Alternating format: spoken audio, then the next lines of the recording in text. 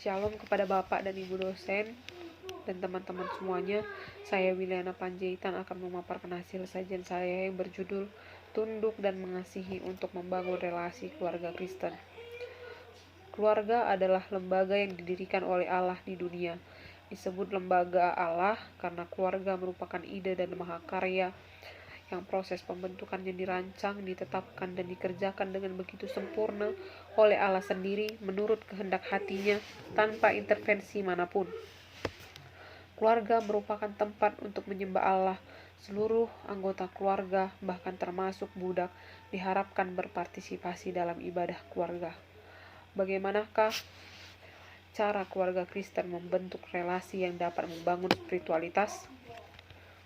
Dalam Kolose 3 ayat 18, kata Yunani untuk tunduk dalam ayat di atas adalah hupoteste, yang berasal dari akar kata hupotasso, yang artinya adalah menundukkan, tunduk.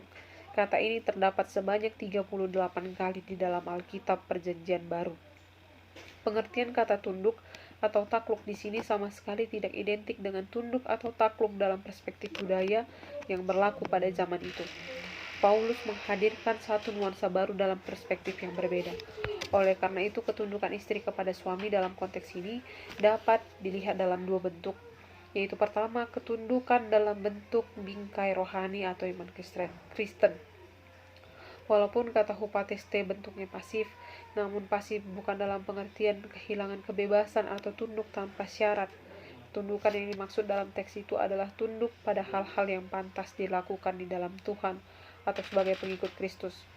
Dengan demikian, dapat dikatakan bahwa istri mempunyai hak atau ruang untuk tidak tunduk kepada suami apabila suami memerintahkan istri melakukan hal-hal yang tidak pantas dilakukan sebagai pengikut Kristus dalam Tuhan. Implikasi dari ketidaktundukan istri bukan dilihat sebagai pemberontakan atau sikap tidak menghormati suami, melainkan karena kebenaran yang harus dipertahankan. Ayat di atas menjelaskan bahwa ketundukan istri kepada suami merupakan ketundukan dalam konsep Kristiani atau sebagai pengikut Kristus. Jadi dapat dikatakan bahwa dalam satu sisi, istri tunduk kepada suami, tetapi dalam waktu bersamaan istri juga memiliki kebebasan penuh untuk tidak tunduk dan takluk kepada suami apabila hal-hal tersebut tidak pantas dilakukan sebagai orang percaya dalam Tuhan. Kedua, ketundukan dalam bentuk bingkai kepemimpinan. Kata hupoteste yang berasal dari kata hupotasso menurut Expository Dictionary adalah istilah kemiliteran yang berarti berada di bawah atau menjadi di bawah. Hupo artinya di bawah dan tasso artinya mengatur.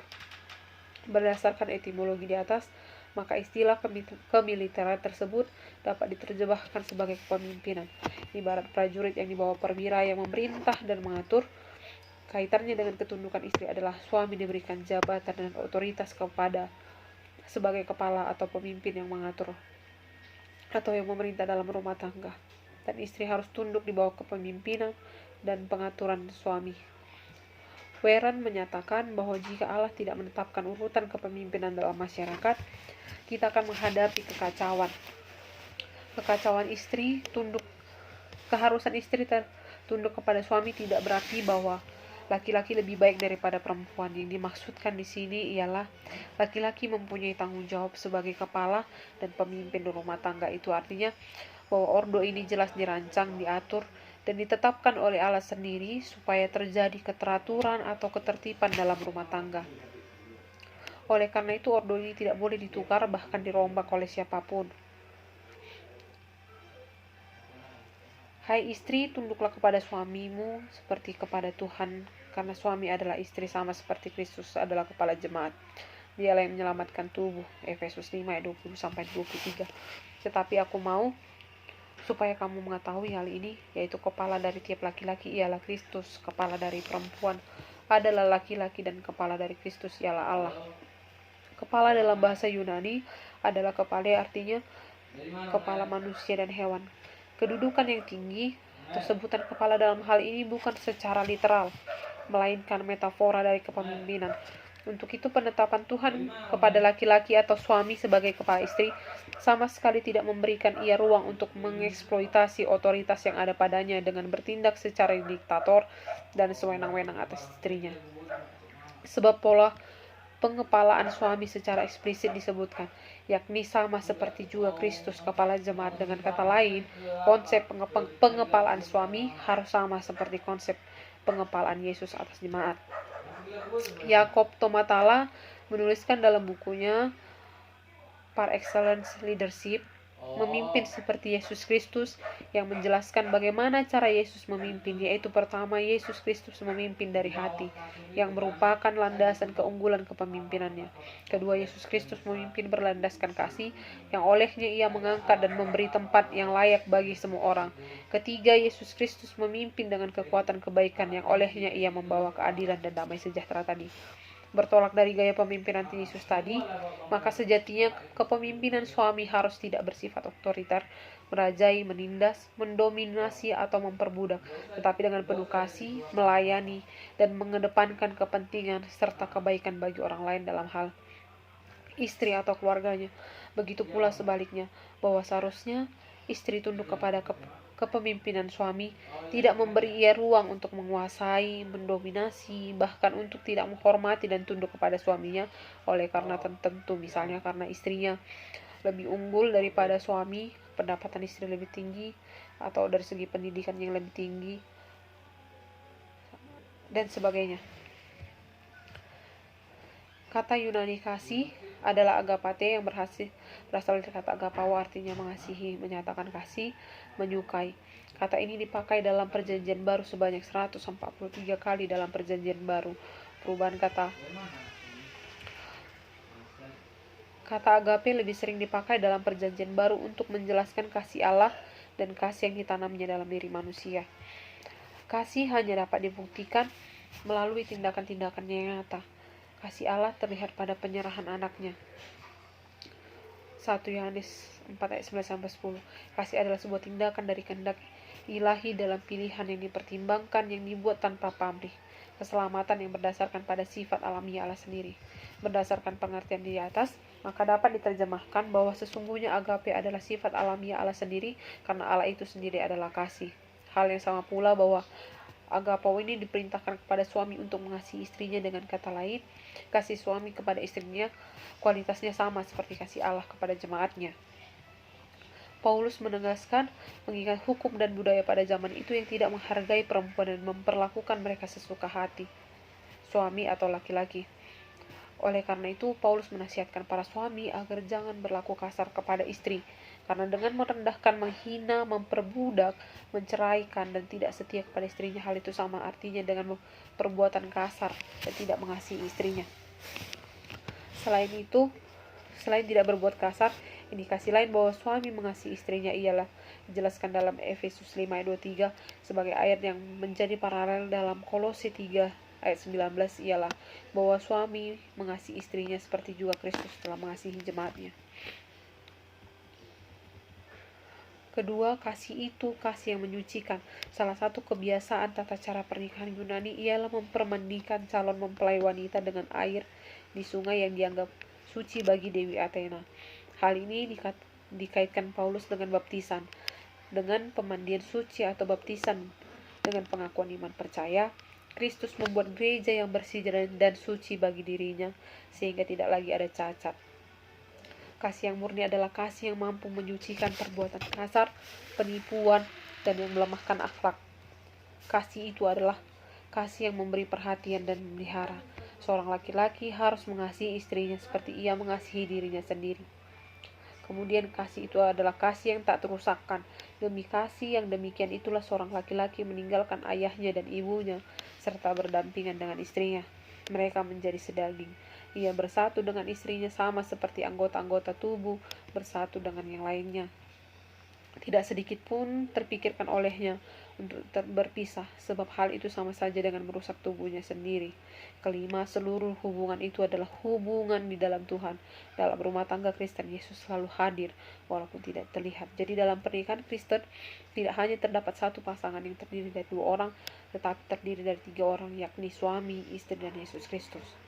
Berdasarkan uraian tersebut, maka sesungguhnya ketundukan sejati dari istri hanya bisa terjadi karena kasih sejati yang diterimanya dari suami.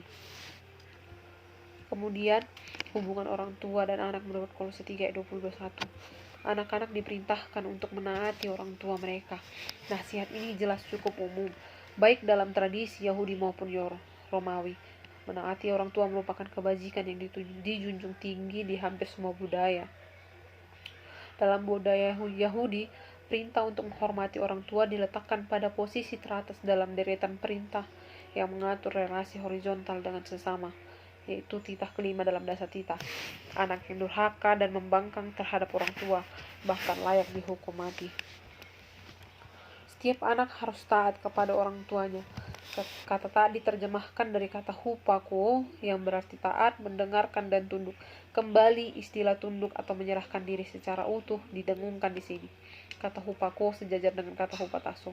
Dengan demikian posisi anak disejajarkan dengan posisi istri, karena posisi istri sejajar dengan suami. Ketaatan yang diharapkan diberi keterangan dalam segala hal atau kata panta. Frasa ini merupakan tipikal nasihat dalam budaya kuno. Maksudnya secara umum anak-anak memang sepatutnya menaati orang tua mereka dalam segala hal. Di balik anggapan umum ini, tentu saja ada sebuah asumsi bahwa orang tua telah bertindak dengan benar sebagai orang tua yang baik. Dalam situasi seperti itu, anak-anak perlu mempercayai dan mempercayakan diri mereka kepada orang tua. Jadi nasihat ini tidak boleh ditafsirkan secara mutlak sampai pada perintah orang tua yang secara jelas bertabrakan dengan firman Tuhan. Tidak ada kata nasihat yang berbentuk perintah, misalnya didiklah atau nasihatilah. Yang ada hanyalah larangan. Jangan sakiti hati anakmu, yang diikuti oleh tujuan supaya jangan tawar hatinya di ayat 21b. Fokus pada larangan ini sangat mungkin menyiratkan keprihatinan Paulus terhadap posisi anak-anak dalam budaya kuno. Posisi mereka cukup mengenaskan. Anak-anak dianggap sekedar sebagai properti ayah mereka. Dalam kasus-kasus tertentu, keadaan anak-anak justru lebih menyedihkan daripada para budak. Ada banyak contoh tentang situasi ini. Ayah berhak menentukan apakah bayi yang lahir layak diberi kesempatan untuk hidup atau tidak. Ayah yang dapat menjual anak-anaknya menjadi budak. Bahkan setelah anak itu bebas, si ayah masih bisa menjualnya lagi. Intinya, selama seorang anak berada di bawah pengawasan ayah, dia menjadi milik ayahnya sepenuhnya. Dalam konteks kultural seperti inilah, Paulus menasihati para ayah untuk tidak menyakiti hati anak-anak mereka. Tujuan dari larangan tersebut adalah menjaga hati anak-anak supaya mereka tidak tawar hati. Tentu saja kemarahan anak-anak tidak selalu diungkapkan di depan ayah secara terang-terangan. Budaya kuno waktu itu sangat membatasi kebebasan ekspresi anak-anak. Jika seorang anak tidak terima dengan perlakuan anaknya, si ayah bisa melakukan apa saja terhadap anak tersebut. Akibatnya, kemarahan anak-anak biasanya hanya tertimbun dalam hati. Bagaimana orang tua menyikapi hal ini? Ayat 21 ini hendak menegaskan bahwa seorang bapak atau orang tua tidak berhak membuat sakit hati anaknya, baik itu melalui perkataan, maupun melalui tindakan fisik.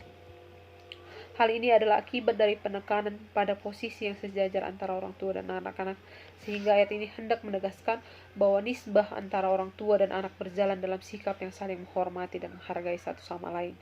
Melalui sikap yang saling menghargai dan menghormati, maka tidak ada yang pihak disakiti sekaligus tidak ada pihak yang ingin menyakiti pihak lain.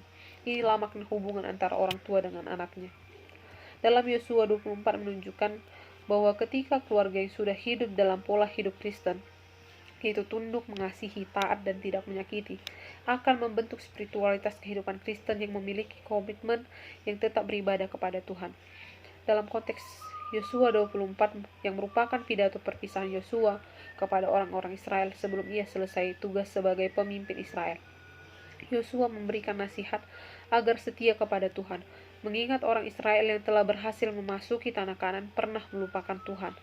Yosua memberikan tantangan agar orang Israel mengambil keputusan tegas untuk tetap beribadah kepada Tuhan. Ini bukan sekedar tantangan kepada orang Israel, tetapi juga kepada dirinya sendiri dan keluarganya.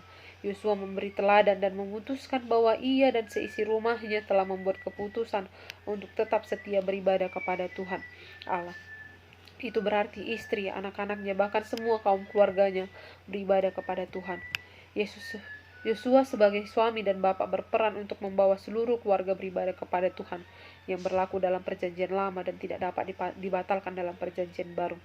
Yosua yang menjadi teladan bagi keluarganya diikuti sikap tunduk oleh sang istri dan taat oleh anak-anaknya. Sehingga ketika seluruh keluarga membangun relasi dalam keluarganya, tercipta spiritualitas yang membentuk iman keluarga dan menjadikan Tuhan sebagai kepala di tengah-tengah keluarga mereka. Keutuhan rumah tangga adalah keluarga yang terikat hubungannya yang sempurna sebagaimana adanya dari semula, yakni hubungan yang tidak dapat berubah, tidak rusak dan tidak berkurang. Keutuhan hubungan rumah tangga tidak lepas dari hal-hal berikut.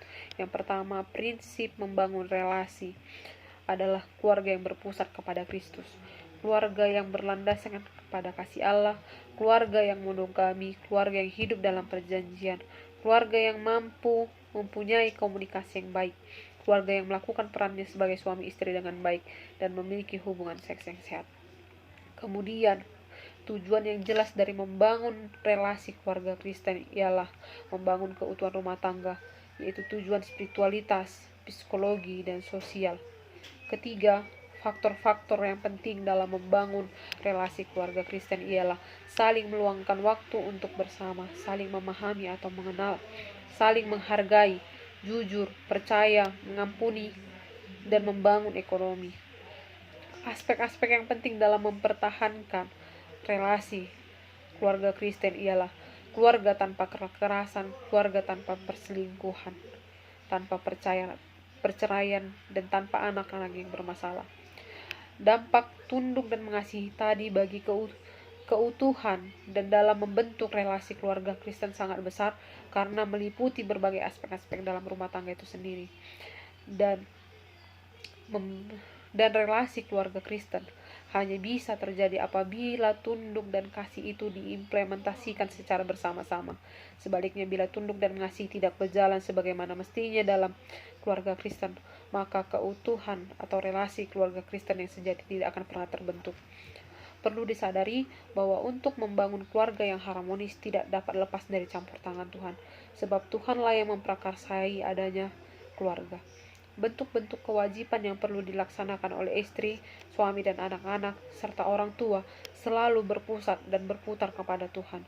Jadi pada intinya, setiap anggota keluarga mempunyai pertanggungjawaban kepada Tuhan dan sesamanya. Maksudnya di sini adalah suami bertanggung jawab kepada Tuhan dan kepada keluarga, yaitu istri dan anak-anaknya. Begitu pula istri bertanggung jawab kepada Tuhan, suami serta anak-anaknya, dan anak-anak bertanggung jawab kepada Tuhan dan orang tuanya. Sekian dan terima kasih.